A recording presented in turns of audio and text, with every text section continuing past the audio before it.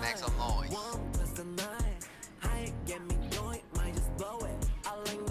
If you want the final mix,